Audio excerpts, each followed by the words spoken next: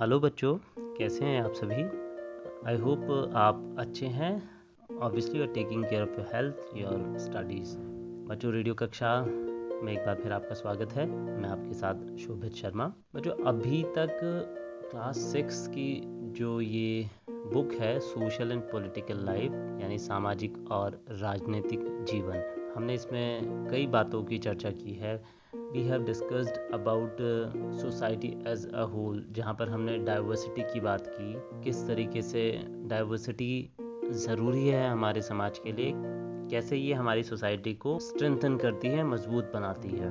उसके अलावा हमने आपसे डेमोक्रेसी की बात की, डेमोक्रेटिक गवर्नमेंट की बात की। We discussed about important constituents of a democratic government, जिसमें हमने आपको बताया कि जो लोगों की प्रतिभागिता है, means peoples participation is the bedrock of democratic government. जिस डेमोक्रेसी में, जिस प्रजातंत्र में लोगों की, जनता की भागीदारी नहीं होती, वो डेमोक्रेटिक नहीं हो सकती। This is the, we should say, essential factor कि पीपल्स पार्टिसिपेशन होना बहुत ज़रूरी है। तो अपने इसी डिस्कशन को आगे बढ़ाते हुए डेमोक्रेसी के बारे में हमने और थोड़ी चीज़ें आपको बताई थी।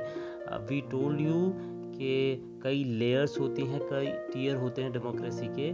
सेंट्रलाइज डेमोक्रेसी हो सकती है, जहाँ पर जो पावर्स होती हैं, अथॉरिटी होती हैं, वो केंद्रित होती हैं एक जगह पर। उसके अलावा एक दूसरा कॉन्सेप्ट होता है जिसे हम डिसेंट्रलाइज्ड डेमोक्रेसी कहते हैं, यानी डिसेंट्रलाइजेशन होता है जहाँ पर अथॉरिटीज़ का।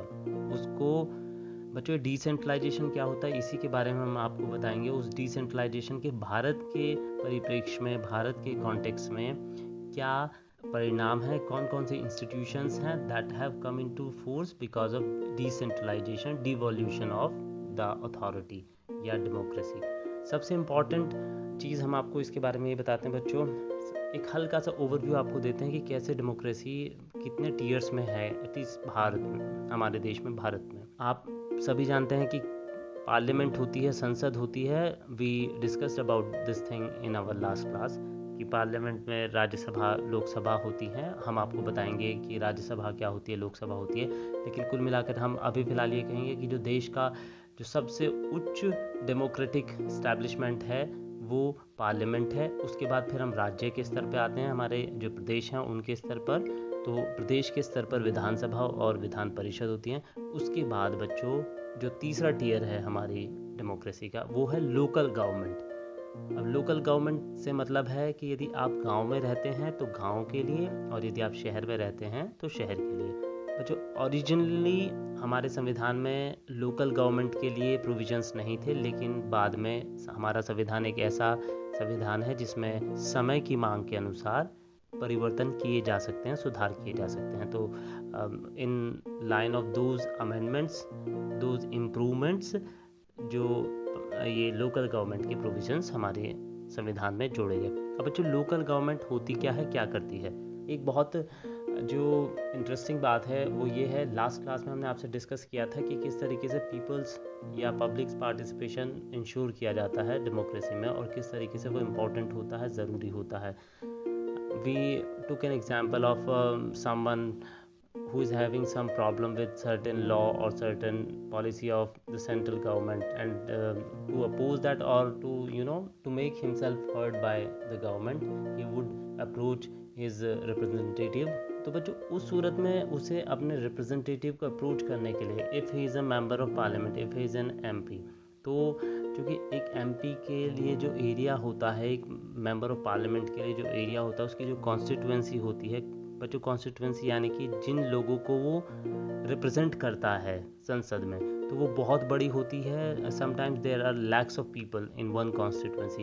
तो 1 लाख लोगों को जो व्यक्ति प्रतिनिधित्व कर रहा है, तो उसके लिए हर व्यक्ति से पर्सनली मिल पाना थोड़ा मुश्किल होता है। तो उस सूरत में आपको यदि अपनी बात पहुंचानी है तो it takes some efforts on your part. लेकिन बच्चों, यदि आपका जो रिप्रेजेंटेटिव है वो कोई ऐसा हो जो बिल्कुल आपके आसपास रहता हो, तो कैसा हो। अब बच्चों, यहाँ पर आपको एक चीज़ ध्यान देनी होगी कि हमारा मतलब आपके आसपास रहने से ये नहीं है कि जो आपके एमपी हैं, यदि वो आपके आसपास रहते हैं तो वो आप उस कॉन्स्टिट्यूएंसी में और जो लोग हैं ऑब्वियसली उनसे दूर होंगे। हमारा मतलब ये है कि किस तरीके से जो हमारे रिप्रेजेंटेटिव्स हैं उनका एरिया कम करते जाएं।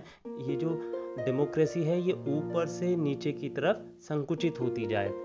इस संकुचन में यानी कि कम होने में, इसका जो एरिया है वो कम होने में, इसको हम कहते हैं कि डेमोक्रेसी गहराई के साथ काम कर रही है, जिसको हम डीप डेमोक्रेसी कहते हैं। क्योंकि बच्चों आप खुद सोचिए कि यदि आपका रिप्रेजेंटेटिव बिल्कुल कोई ऐसा व्यक्ति है जो आपके एरिया में जितने भी लोग रहते हैं सबके लिए एक्सेसिबल है, सबको इजीली हैंडल कर सकता है, क्योंकि बहुत ज़्यादा लोग वहाँ पर नहीं हैं, तो आपके जो भी विचार होंगे, आपकी जो भी बातें होंगी वहाँ तक आसानी से पहुँचेंगी और उसी माध्यम से आगे भी आसानी से पहुँचेंगी, ऊपर पहले प्रदेश की सरकार के पास और फिर केंद्र की सरकार के पास। तो बच्चों इस पर्पस के लिए लोकल गवर्नमेंट के इंस्टीट्यूशंस बनाए गए।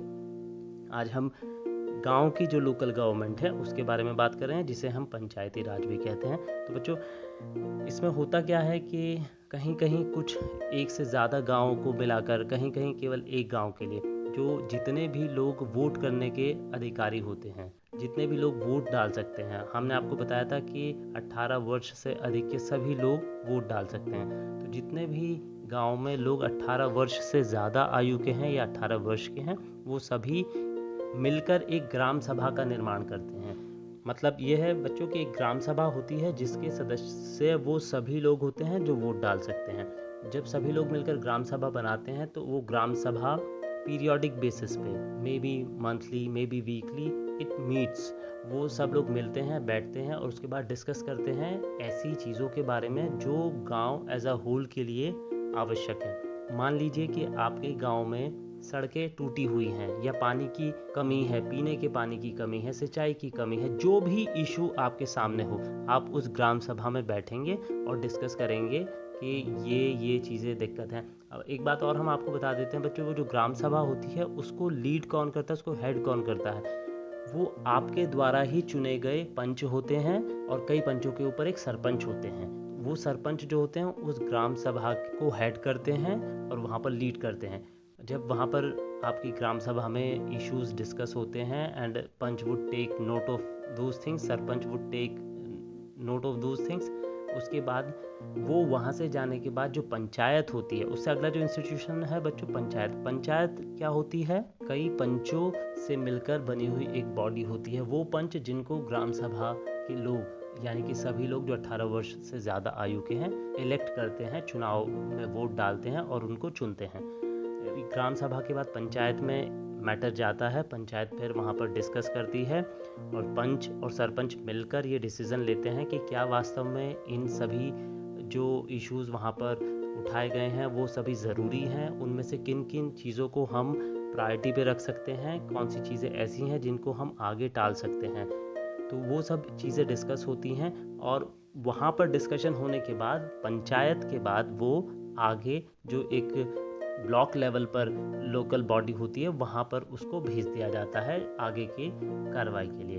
ब्लॉक के बाद बच्चों ज़िला पंचायत होती है, जहाँ पर पूरे ज़िले के, पूरे डिस्ट्रिक्ट के जितने भी रिप्रेजेंटेटिव्स होते हैं ग्राम सभाओं के द्वारा चुने गए, उनका प्रतिनिधित्व होता है और वो अपने अपने एरिया से बात वहाँ पर लाते हैं। उसके बाद जो डिस्ट्रिक्ट मजिस्ट्रेट होते हैं या जो भी और अथॉरिटी होती है सरकार द्वारा निर्धारित, वो उन जितने भी प्रपोजल्स वहाँ पर आते हैं उनको देखते हैं और उसके बाद उनके लिए फंड्स आवंटित करते हैं। बच्चों फंड्स सरकार की तरफ से भी दिए जाते हैं और कुछ फंड्स लोकल बॉडीज़ अपने टैक्स लगाती हैं, जैसे पानी के ऊपर टैक्स, गृह कर होता है, इस तरीके की चीज़ें लगाकर भी रेवेन्यू अर्न करती हैं। तो बच्चों इस तरीके से ये जो आप देखिए कि एक व्यक्ति से लेकर ज़िले तक की जो एक आवाज़ है वो वहाँ तक पहुँचती है। यानी कोई भी एक ग्राम सभा का मेंबर का सदस्य जो वोट डालने का अधिकारी होता है वो अपनी बात ग्राम सभा के माध्यम से पंचायत से होते हुए, ब्लॉक लेवल से होते हुए ज़िला पंचायत तक पहुँचा सकता है।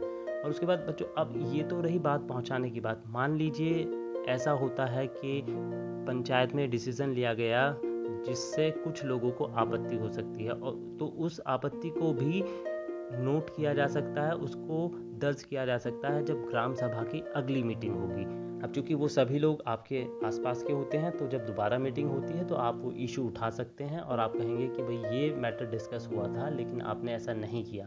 तो ऐसे में पंच होते हैं, जो सरपंच होते हैं, उनके ऊपर जिम्मेदारी होती है, क्योंकि उन्हें जाकर अपनी ग्राम सभा को फेस करना है। तो बच्चों, इस तरीके से ये जो डीप डेमोक्रेसी है, जहाँ पर डिसेंट्रलाइज्ड है डेमोक्रेसी, ये फंक्शन करती है। And we must tell you कि भारत के जो हमारे राष्ट्रपिता थे महात्मा गांधी जी, उनका ये सपना था कि जो डेमोक्रेसी है, जो प्रजातंत्र है, वो नीचे से ऊपर की तरफ चले, और उसी के मद्देनज़र उसी को पूरा करने के लिए ये लोकल गवर्नमेंट का कॉन्सेप्ट है। हम उम्मीद करते हैं आपको आज जो हमने ग्राम पंचायत, ग्राम सभा के बारे में जो लोकल गवर्नमेंट से संबंधित जानकारी दी है, वो आपको समझ में आई होगी। आज के लिए आपकी रेडियो कक्षा में बच्चों इतना ही। मुझे यानी शोभित शर्मा को अनुमति दीजिए। नमस्कार।